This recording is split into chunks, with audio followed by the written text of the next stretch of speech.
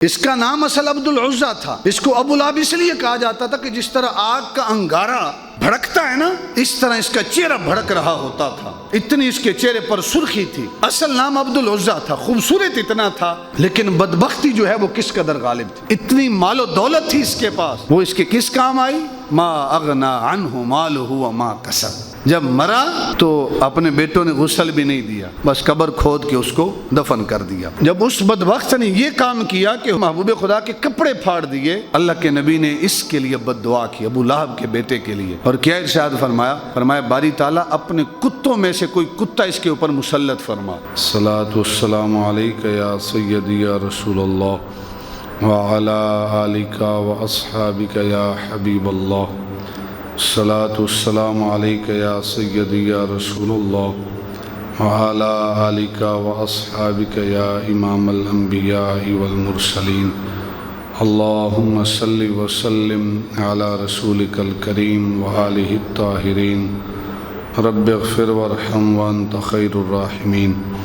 اللہم صلی وسلم علی رسولک الکریم وآلہ الطاہرین۔ رب اغفر وارحم وانت خیر الراحمین۔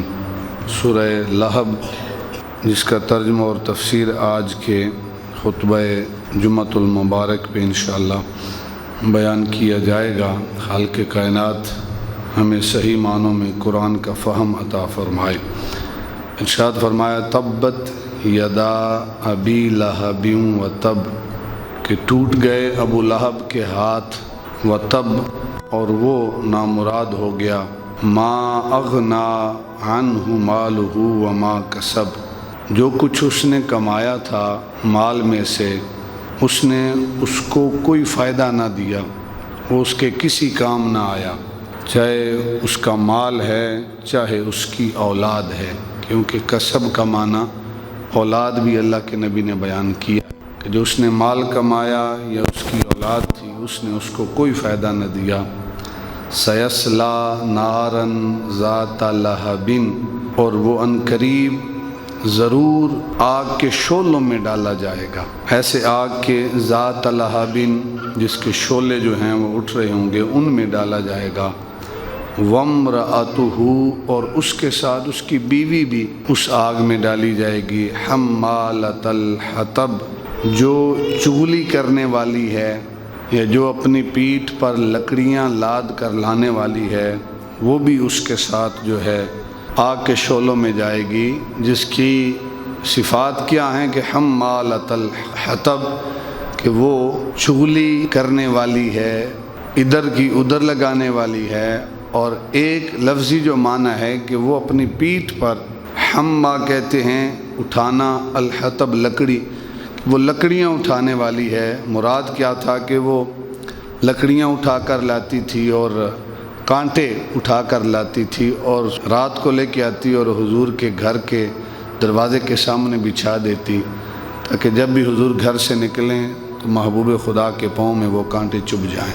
فی جیدہا حبل من مسد، اور اس کی گردن میں مونج کی رسی ہوگی۔ حبل کہتے ہیں رسی کو، من مسد جو ہے مونج کی رسی ہوگی یا کھجور کی چھال کی جو رسی ہے، فی جیدہا، وہ اس کی گردن میں ہوگی۔ اب پورا قرآن جو ہے اگر آپ اٹھا کر دیکھ لیں، پورے قرآن میں کوئی ایک بھی ایسا شخص نہیں ہے کہ خالق نے اس کا نام لے کر اس کی برائی بیان کی ہو۔ برائیاں خالق کائنات نے، یعنی جو خامیاں جن کے اندر ہیں، خالق نے ان کو بیان کیا ہے، لیکن نام لے کر نہیں۔ آپ سورہ قلم میں دیکھیں کہ ولید بن مغیرہ، خالق کائنات نے اس کی 10 جو عیب ہیں وہ گنوائے ہیں۔ حماز مشاء بنمیم مناع للخیر معتد اثیم، یہ سارے اس کے عیب گنوائے ہیں، اور آخر میں یہ بھی کہا کہ عتل بعد ذالک الزنیم، کہ وہ جو ولید بن مغیرہ ہے وہ ولد الحرام بھی ہے، یعنی اپنے اصل نطفے سے نہیں ہے۔ خالق کائنات نے یہ بھی ارشاد فرمایا، لیکن نام ذکر نہیں کیا۔ مفسرین کی زیادہ رائے تو یہی ہے کہ وہ ولید بن مغیرہ ہے، لیکن نام خالق نے نہیں ذکر کیا کہ ولید بن مغیرہ ہے، جبکہ یہاں خالق کائنات نے جو پوری صورت ہے وہ ابو لہب کی مذمت میں اتار دی، اس کا نام لے کر کہ تبت یدا ابی لہب و تب، ٹوٹ جائیں ابو لہب کے دونوں ہاتھ، وہ تب اور وہ تباہ و برباد ہو جائے۔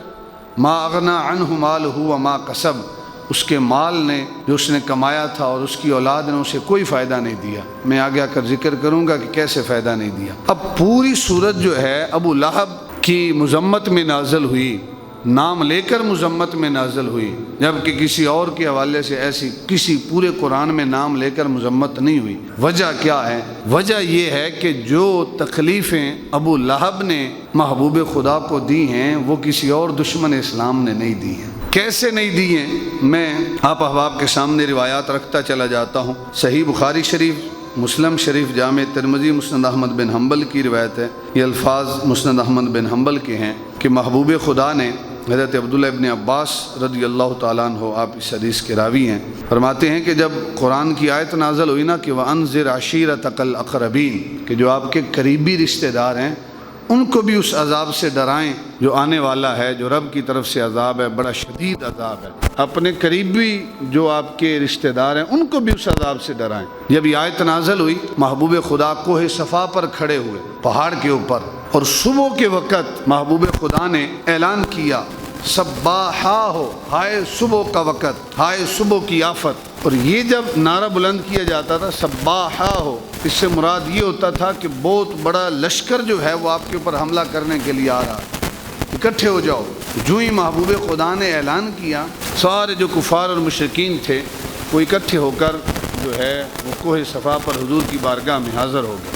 جو خود نہیں آ سکتا تھا اس نے اپنا نمائندہ بھیج دیا کہ کوئی خاص بات ہے۔ جب سارے کفار اور مشرکین اکٹھے ہو گئے، حضور کے سامنے کھڑے ہو گئے، تو محبوب خدا نے اعلان کیا، فرمایا اگر میں یہ کہوں کہ ابھی ایک بہت بڑا لشکر اس پہاڑ کے پیچھے تمہارے اوپر حملہ کرنے والا ہے، کیا میری بات کا یقین کر لو گے؟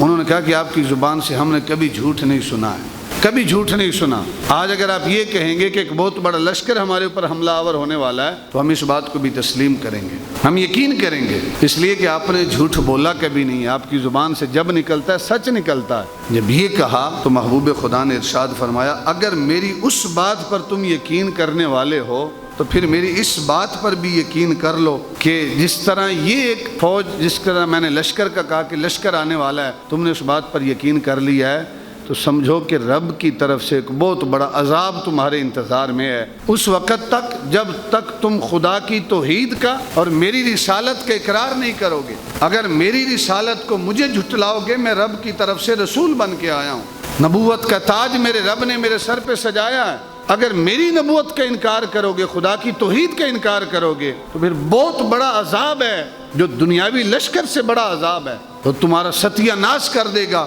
بہتر ہے کہ میری توحید کے اقرار کرو۔ محبوب خدا نے ارشاد فرمایا قولوا لا الہ الا اللہ تفلحوا، کہ لا الہ الا اللہ پڑھ لو، فلاح پا جاؤ گے، کامیاب ہو جاؤ گے، دنیا میں بھی آخرت میں بھی۔ اب حق تو یہ تھا کہ وہ حضور کی بات کا یقین کرتے اور حضور کی اس دعوت پر لبیک کہتے اور حضور کی رسالت کا اقرار کرتے، خدا کی توحید کا اقرار کرتے، لیکن کیا کیا؟ جو سب سے پہلی آواز آئی وہ ابو لہب کی تھی، اور اس نے کیا کہا؟ تبا لک لہذا جماعتنا، اس نے کہا کہ نعوذ باللہ تیرے ہاتھ ٹوٹ جائیں، محبوب خدا سے کہا۔ اور ایک روایت میں کہ اس نے پتھر اٹھایا اور حضور کو مارنے لگا اور کہتا ہے تبا لک لہذا جماعتنا، آپ تباہ برباد ہو جائیں، نعوذ باللہ من ذالک، آپ نے اس کام کے لیے ہمیں اکٹھا کیا ہے، کوئی اور کام نہیں تھا آپ کے پاس؟ ہم لات منات اور عزا جو ہیں ان کی عبادت کرنا چھوڑ دیں؟ کیونکہ اس کا اپنا نام جو تھا ابو لہب کا، یہ عبد العزا تھا، ابو لہب کنیت تھی، نام عبد العزا تھا، عزا کا بیٹا، جو بہت بڑا بت تھا ان کا، لات منات اور عزا، ان تین بتوں میں سے ایک عزا ہے، اس کے نام کے اوپر اس کا نام تھا عبد العزا، عزا کا بندہ۔ اس حوالے سے اس نے کہا کہ تب لک لہذا جماعتنا، ہم اپنے بتوں کو چھوڑ دیں، ہم ایک خدا کی پرستش کرنا شروع کر دیں تیرے کہنے پر، اور آپ کی جو ہے رسالت کے اقرار کرنا شروع کر دیں۔ تو پہلی آواز ابو لہب کی آئی، اس نے برا بھلا کہا۔ کوئی پرایا کہہ لے تو انسان برداشت کرتا ہے، جب کوئی اپنا کہے تو وہ برداشت نہیں ہوتا۔ محبوب خدا کے دل پہ کیا گزری ہوگی۔ دوسری روایت ابن زید کی روایت ہے، ابو لہب ایک روز حضور کی بارگاہ میں حاضر ہوتا ہے اور آ کر پوچھتا ہے کہ اگر میں آپ کے دین کو تسلیم کر لوں، اقرار کر لوں دین اسلام کا، تو مجھے کیا ملے گا؟ اگر میں ایمان قبول کر لوں، اسلام قبول کر لوں، مجھے کیا ملے گا؟ تو محبوب خدا نے ارشاد فرمایا کہ وہی ملے گا جو سب ایمان لانے والوں کو ملے گا، یعنی دنیا بھی سنور جائے گی، آخرت بھی سنور جائے گی۔ لیکن اس کی عقل میں یہ بات آئی نہیں۔ اس نے کہا کہ میرے لیے کوئی خاص فضیلت نہیں ہے، میں سردار ہوں، اور میں اگر اس دین کو، لات اور منات اور عزا کو چھوڑ کر دین اسلام قبول کرنے کے لیے آؤں گا، میرے لیے تو کوئی خاص فضیلت ہونی چاہیے، کوئی خاص مقام ہونا چاہیے، کوئی خاص جو ہے وہ میرے لیے کرسی صدارت ہونی چاہیے، جو ہی میں اسلام قبول کروں اور میں آ جاؤں۔ جبکہ محبوب خدا نے ارشاد فرمایا کہ اسلام میں جو بھی آتے ہیں خدا کی نگاہوں میں سب برابر ہیں، کسی کو کسی پر کوئی فضیلت حاصل نہیں ہے، چاہے کوئی چودھری ہے، کوئی وڈیرا ہے، کوئی گوندل ہے، کوئی سردار ہے، کوئی خان ہے، جو بھی ہے خدا کی نگاہوں میں اس کا مقام بلند ہے جو صاحب تقوی ہے، جس کے پاس تقوی کی دولت ہے۔ احباب جو وقار، جب محبوب خدا نے ارشاد فرمایا کہ آپ کیا چاہتے ہیں، خدا کی نگاہوں میں تو سارے مسلمان برابر ہیں، چاہے وہ سردار ہے یا غلام ہے، آزاد ہے یا آقا ہے، مولا ہے یا غلام ہے، سارے برابر ہیں۔ تو ابو لہب نے اس موقع پر پھر کہا کہ تبا لہذا الدین تبا ان اکون وہؤلاء سواء، کہ نعوذ باللہ ستیہ ناس ہو جائے اس دین کا کہ جس دین میں میں اور یہ غلام آپس میں برابر ہیں۔ تکبر تھا نا جی، غرور تھا، میں تھی، جس کی وجہ سے خدا نے کلمہ پڑھنے کی توفیق بھی نہیں عطا فرمائی۔ اتنا بڑا دشمن اسلام تھا ابو لہب کہ حضور کے گھر کے ساتھ جس کی دیوار جڑی ہوئی تھی وہ ابو لہب کا گھر تھا، اور بھی تھے لیکن اس کا بالکل متصل گھر تھا۔ ہم نے سورہ کوثر کی تفسیر میں بھی پڑھا کہ محبوب خدا کے جب بیٹے وصال کر گئے نا، تو رات کو حضور کا دوسرا بیٹا حضرت عبداللہ کا وصال ہوا، تو یہ صبح دوڑتا ہوا کفار اور مشرکین کے پاس گیا اور اس نے جا کر خوشی سے اعلان کیا کہ باتر محمد اللیلہ، کہ نعوذ باللہ آج رات محمد ابتر ہو گیا، ان کا ذکر ختم ہو گیا، ایک ہی بیٹا تھا وہ فوت ہو گیا، اب نام لینے والا کوئی نہیں ہوگا، لہذا تمہیں پریشان ہونے کی ضرورت نہیں ہے۔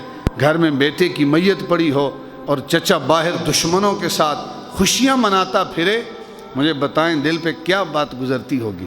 تو گھر بالکل ساتھ تھا، جب محبوب خدا ہنڈیا بناتے تو اوپر سے گندگی ڈال دیتا۔ کون سی وہ تکلیف تھی جو ابو لہب نے حضور کو نہیں پہنچائی؟ اس کے دو بیٹے تھے، بیسیکلی تو تین بیٹے تھے، ایک عتیبہ، ایک عتبہ اور ایک معتب، تین بیٹے تھے۔ جو دو بڑے بیٹے تھے عتیبہ اور عتبہ، ان دو بیٹوں کے ساتھ اللہ کے محبوب کی دو بیٹیوں کا نکاح ہوا تھا، سیدہ رقیہ اور سیدہ ام کلثوم کا۔ ابھی رخصتی نہیں ہوئی تھی، ابتدائے اسلام میں کافروں کے ساتھ بھی نکاح جائز تھا، روا تھا، تو چونکہ بھی احکام نازل نہیں ہوئے تھے تو اس وجہ سے محبوب خدا نے ان کی نسبت کر دی۔ ایک روایت میں ہے کہ محبوب خدا نے جب نبوت کا اعلان کیا، اور ایک روایت میں کہ جب یہ صورت نازل ہوئی تبت یدا ابی لہب و تب، تو غصہ چڑھا اسے ابو لہب کو، اور اس نے اپنے بیٹوں سے کہا کہ اگر مجھے اپنا باپ کہنا چاہتے ہو، مجھے باپ رکھنا چاہتے ہو، تو دو لفظی بات ہے کہ محمد عربی کی بیٹیوں کو طلاق دے دو۔ عتیبہ نے بھی طلاق دے دی، عتبہ نے بھی طلاق دے دی۔ حضور کی دونوں بیٹیاں جن کے بھی رخصتی نہیں ہوئی تھی، پھر بھی حضور کے دل پہ کیا گزرتی ہوگی یہ حضور جانتے ہیں۔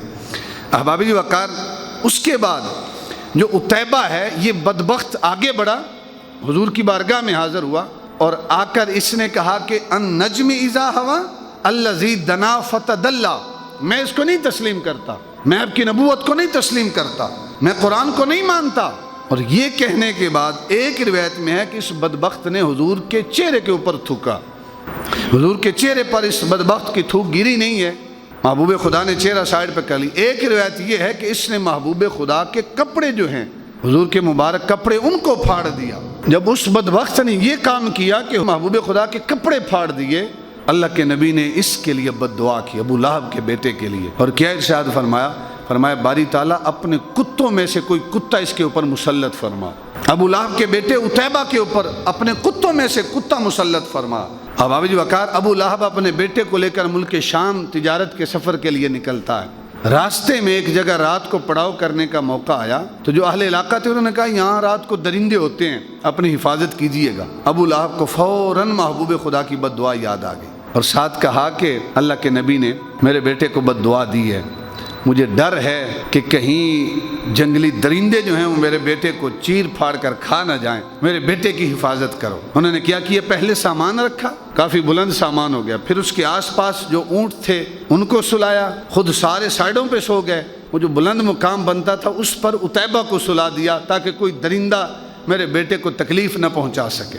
رات کو شیر آتا ہے وہ سب کو سونگھتا ہے لیکن کسی کو تکلیف نہیں پہنچاتا، بالآخر وہ عتیبہ تک پہنچتا ہے اور اسے چیر پھاڑ کر رکھ دیتا ہے، اس کی بوٹی بوٹی کر دیتا ہے۔ یہ اس طرح محبوب خدا نے جو اسے بد دعا دی تھی وہ صحیح ثابت ہوتی ہے اور اس کے گوشت کو نوچ کر کھا جاتا ہے۔ پھر احباب جی وقار، محبوب خدا جب دعوت دیتے، تبلیغ کے لیے حضور نکلتے، تو محبوب خدا لوگوں کو کہتے بھئی اللہ کی توحید کے اقرار کر لو، میری رسالت کے اقرار کر لو، محمد الرسول اللہ کے اقرار کر لو، لا الہ الا اللہ کا اقرار کر لو، فلاح پا جاؤ گے۔ ربیہ بن عباد الدیلی آپ فرماتے ہیں کہ میں نے دیکھا، میں اپنے باپ کے ساتھ ذوالمجاز کے بازار میں گیا، اس وقت کہتے ہیں میری عمر تھوڑی تھی، میں نے دیکھا محبوب خدا لوگوں کو اللہ کی توحید کی طرف بلا رہے ہیں، اپنی رسالت کی طرف بلا رہے ہیں، آ جاؤ لوگوں، اگر فلاح پانا چاہتے ہو میری توحید کے اقرار کر لو، میری رسالت کے اقرار کر لو، خدا کی توحید کے اقرار کر لو۔ احباب وقار، ربیہ بن عباد الدیلی فرماتے ہیں کہ میں نے ایک شخص کو دیکھا جو حضور کے پیچھے کھڑا تھا، اور وہ بلند آواز سے پتہ ہے کیا کہتا تھا؟ وہ کہتا تھا بھئی اس کی باتوں پر یقین نہ کرو، اس نے نئی بدعت کو ایجاد کیا ہے، یہ کہتے ہیں لات اور منات اور عزا کے سامنے سر جھکانے کی ضرورت نہیں ہے، یہ نئے خدا کی پرستش کی دعوت دیتا ہے، اس کی باتوں پر یقین نہ کرنا۔ دوسری روایت احباب وقار جو مسند احمد اور طبرانی کی روایت ہے، اس میں ہے کہ حضرت ربیہ خود ہی راوی آپ فرماتے ہیں کہ ایک قبیلے پر پڑاؤ پر محبوب خدا تشریف لے کے جاتے ہیں، اور محبوب خدا فرماتے ہیں کہ اے بنی فلاں، اے فلاں، اے فلاں، میں تمہاری طرف اللہ کا رسول ہوں، تمہیں ہدایت کرتا ہوں کہ صرف اللہ کی عبادت کرو، اس کے ساتھ کسی کو شریک نہ ٹھہراؤ، تم میری تصدیق کرو اور میرا ساتھ دو تاکہ میں اس کام کو پورا کروں جس کے لیے اللہ نے مجھے بھیجا ہے، میری رسالت کے اقرار کرو۔ آپ کے پیچھے ایک اور شخص آتا ہے اور وہ کہتا ہے کہ اب بنی فلاں یہ تم کو لات اور عزا سے پھیر کر اس بدعت اور گمراہی کی طرف لے جانا چاہتا ہے جسے یہ لے کر آیا، اس کی بات ہرگز نہ ماننا، اس کی باتوں کا یقین نہ کرنا۔ میں نے اپنے باپ سے پوچھا کہ یہ کون ہے؟ تو انہوں نے کہا یہ اللہ کے محبوب نبی ہیں جنہوں نے نبوت کا اعلان کیا۔ پھر میں نے پوچھا کہ یہ جو پیچھے شخص کھڑا ہے جو کہہ رہا ہے کہ ان کی باتوں پر یقین نہ کرنا، یہ کون ہے؟ تو میرے باپ نے مجھے بتایا کہ یہ ان کا چچا ابو لہب ہے، اور یہ ہر لمحے ان کے خلاف یہی زہر اگلتا رہتا ہے۔ تیسری روایت جس کو طارق بن عبداللہ المحاربی نے روایت کی ہے، وہ فرماتے ہیں اس سے ملتی جلتی کہ ذوالمجاز کے بازار میں دیکھا کہ رسول خدا صلی اللہ علیہ وسلم لوگوں سے کہتے ہیں قولوا لا الہ الا اللہ تفلحوا، لوگوں لا الہ الا اللہ پڑھ لو تفلحوا، تم فلاح پا جاؤ گے، کامیاب ہو جاؤ گے۔ اور پیچھے ایک شخص جو آپ کو پتھر مار رہا ہے، حضور کہہ رہے ہیں بھئی لا الہ الا اللہ کی گواہی دو، کامیاب ہو جاؤ گے، اور پیچھے ایک شخص حضور کو پتھر مار رہا ہے، یہاں تک کہ آپ کی ایڑیاں جو ہیں، یہ جامع ترمذی شریف کی روایت ہے، آپ کی جو ایڑیاں ہیں وہ خون سے تر ہو گئی ہیں، اور وہ کہتا جاتا ہے کہ یہ جھوٹا ہے، اس کی بات نہ مانو۔ میں نے لوگوں سے پوچھا یہ کون ہے؟ لوگوں نے کہا کہ یہ ان کا چچا ابو لہب ہے۔ اتنی تکلیفیں ابو لہب نے محبوب خدا کی ذات کو عطا فرمائی ہے۔ قرآن میں صرف ایک ذات ہے جس کا نام لے کر مذمت بیان ہوئی ہے، وہ ابو لہب ہے۔ وجہ کیا ہے؟ وجہ یہ ہے کہ اس نے تکلیفوں کی انتہا کر دی ہے۔ رشتے میں بھی اپنا چچا لگتا تھا، لیکن اس کے باوجود جو اس نے تکلیفوں کی انتہا کی ہے، اس کی کیفیت کیا ہے؟ نبوت کا 7واں سال ہے، محبوب خدا نے جب اعلان نبوت کیا شہر مکہ میں، تو قریش کے تمام خاندانوں نے بنی ہاشم اور بنی عبد المطلب جو حضور کے دادا اور پردادا کا جو خاندان تھا، اس کا معاشرتی اور معاشی بائیکاٹ کیا کہ نہ ہم ان کے ساتھ لین دین کریں گے اور نہ ان کو پیسے دیں گے، نہ ان سے لیں گے، نہ پیسے کے ذریعے ہم ان کی مدد کریں گے۔ تو شیب ابی طالب کے اندر محبوب خدا اور آپ کا جو خاندان تھا وہ سمجھیں معصور ہو گیا، قید ہو گیا۔ جناب عبد المطلب کی کتنی قربانیاں ہیں، جناب ابو طالب کی کتنی قربانیاں ہیں جو شیب ابی طالب میں انہوں نے برداشت کی ہیں۔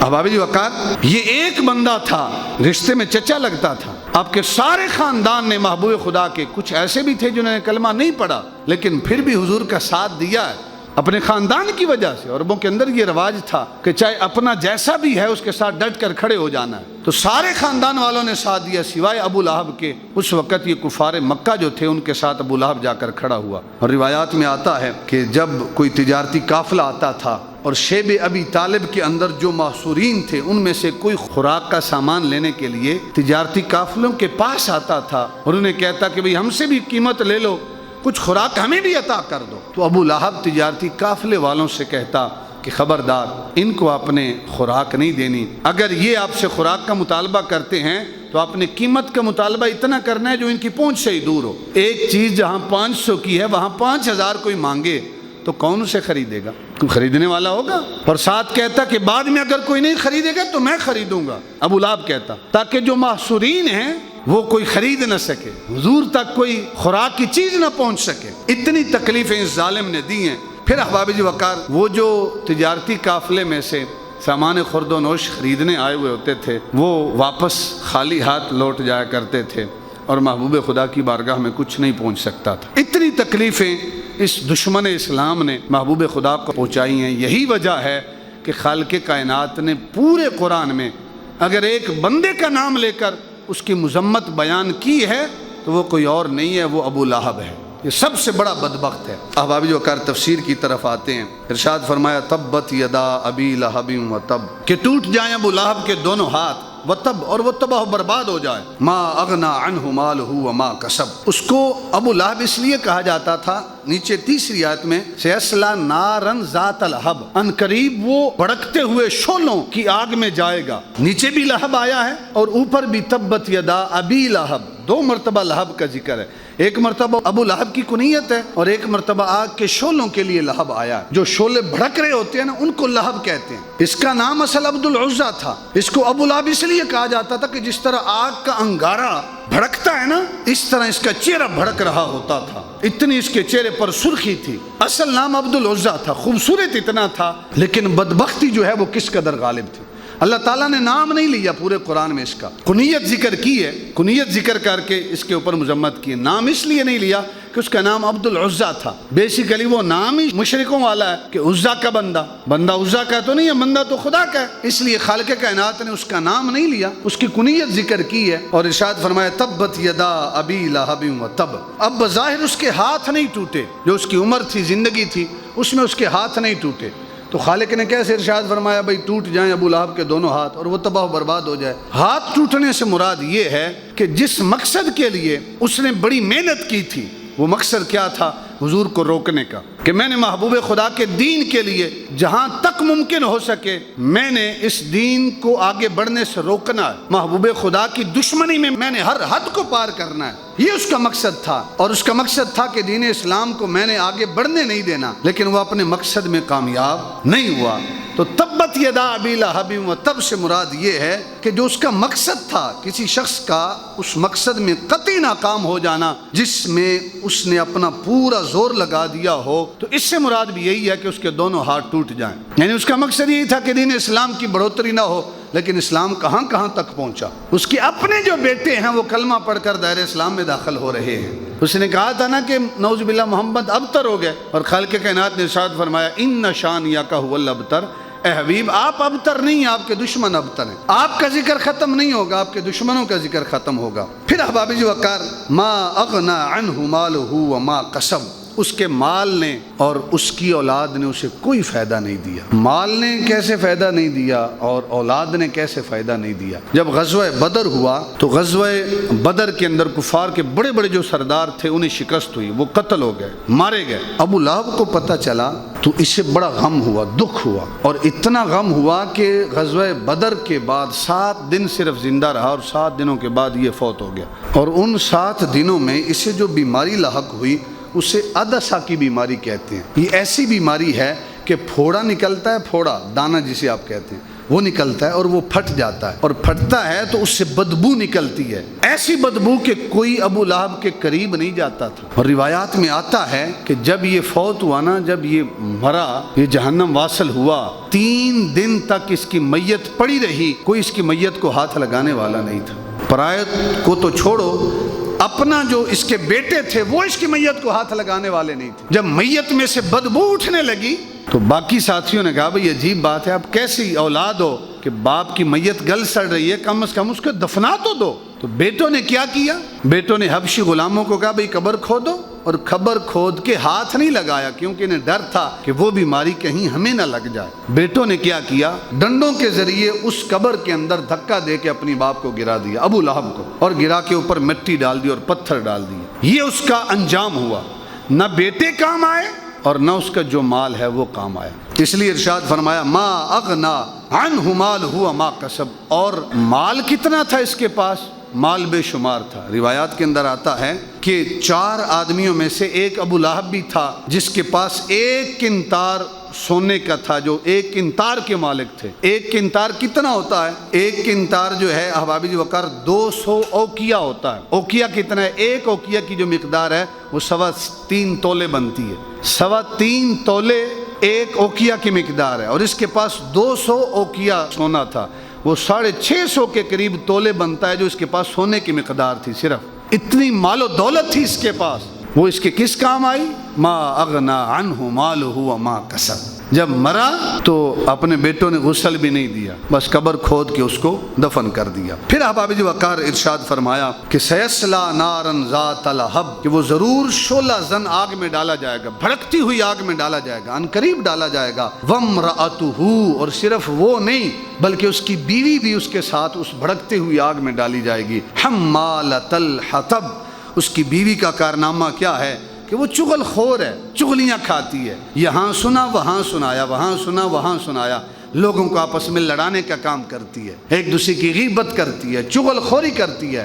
ہمارے ہاں بھی پہلے عورتوں کا کام تھا، اب یہ مردوں نے اپنے ذمہ لے لیا ہے، جہاں بیٹھتی ہیں بس ایک دوسرے کی غیبت ہے، چغلی ہے، بات کا پتہ کوئی نہیں ہوتا کہ حقیقت کیا ہے، اور آگے بس بیان کر دی کہ نہیں وہ ایسا ہے، وہ ایسا ہے، وہ ایسا ہے، حقیقت کا علم کوئی نہیں ہوتا۔ خالق کائنات نے ارشاد فرمایا اگر کسی بارے میں تم نے بات کرنی ہے تو پہلے تحقیق کرو۔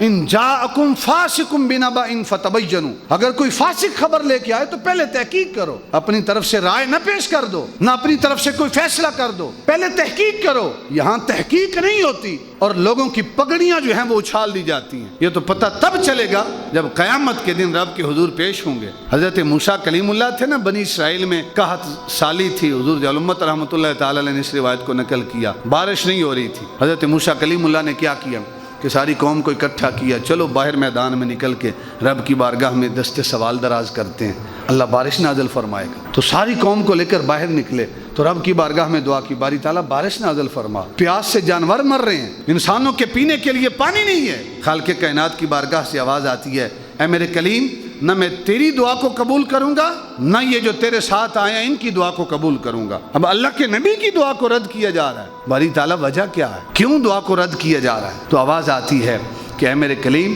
یہ جو تیرا مجمع ہے نا جن کو تو لے کے آیا ہے، ان میں ایک شخص ہے جو چغل خور ہے، لوگوں کو لڑانے کا کام کرتا ہے، صلح کا کام نہیں کرتا، ادھر سنی ادھر لگائی، ادھر سنی ادھر لگائی۔ جب تک وہ اس مجمع میں موجود ہے اس وقت تک تمہاری دعاؤں کو شرف قبولیت سے نہیں نوازا جائے گا۔ احباب جی وقار کلیم اللہ عرض کرتے ہیں، باری تعالیٰ بتا تو صحیح وہ چغل خور کون ہے تاکہ میں اسے اپنی مجلس سے، اس مجمع سے نکال سکوں۔ خالق کائنات نے ارشاد فرمایا، میں یہی تو کہہ رہا ہوں کہ ایک چغل خور ہے، اور تو مجھے کہتا ہے کہ میں بتاؤں جس کام سے خود منع کر رہا ہوں اس کا اشارہ میں خود دے دوں کہ فلاں بندہ چغل خور ہے۔ اب ایک روایت میں آتا ہے کہ کلیم نے لوگوں سے مخاطب ہو کر کہا، بھائی نکل جائے جو ہماری مجلس میں چغل خور ہے، نکل جائے، اس کی وجہ سے دعا قبول نہیں ہو رہی۔ اب جو تھا اسے تو پتہ چل گیا، کہ میں ہی چغل خور ہوں۔ اس نے دل میں کہا، باری تعالیٰ آج تک تو نے پردے ڈالے ہیں، اب اس بھرے مجمع میں مجھے کیوں رسوا کرنا چاہتا ہے؟ میں نکلوں گا، لوگوں کی نظروں میں آ جاؤں گا، باری تعالیٰ میرے گناہوں کو معاف فرما۔ موسیٰ کلیم اللہ نے پھر دعا کی، خالق کائنات نے دعاؤں کو شرف قبولیت عطا فرمایا۔ عرض کی، باری تعالیٰ بندہ نکلا بھی کوئی نہیں ہے، تو نے خود فرمایا تھا چغل خور ہے، نکلا بھی کوئی نہیں ہے، بارش بھی آ گئی۔ فرمایا کلیم اس نے دل سے توبہ کی تھی، میں اس کی توبہ کو کیوں نہ قبول فرماتا، میں نے اس کی توبہ قبول کر لی ہے۔ اور ایک روایت میں ہے کہ کلیم اللہ نے پورے مجمع سے کہا، بھئی ہمارے اندر ایک گناہ گار ہے، اس کو نکالتے ہوئے رب کو بھی حیا آتی ہے، بتاتے ہوئے بھی حیا آتی ہے۔ بہتر ہے ہم سارے گناہوں پر توبہ کرتے ہیں، استغفار کرتے ہیں۔ سب نے مل کر گناہوں پر توبہ کی، استغفار کی، پھر رب کی بارگاہ میں دعا کی، اللہ رب العزت نے بارش کا نزول فرمایا۔ فرمایا وامرأتہ حمالۃ الحطب، اس کی بیوی بھی اس آگ کے شعلوں میں جائے گی، اس کا کام کیا ہے؟ حمالۃ الحطب۔ اس کا ایک معنی یہ ہے کہ وہ چغل خور ہے، ایک معنی یہ ہے کہ وہ پشت پر لکڑیاں اٹھانے والی ہے۔ معنی کیا ہے کہ وہ ساری رات جنگل میں پھرتی رہتی تھی اور کیا کرتی تھی؟ پھر کر لکڑیاں اکٹھی کرتی تھی، کانٹے اکٹھی کرتی تھی، اور صبح آ کر ان کانٹوں کا کیا کرتی؟ ان کانٹوں کو حضور کے دروازے کے باہر پھینک دیتی تھی۔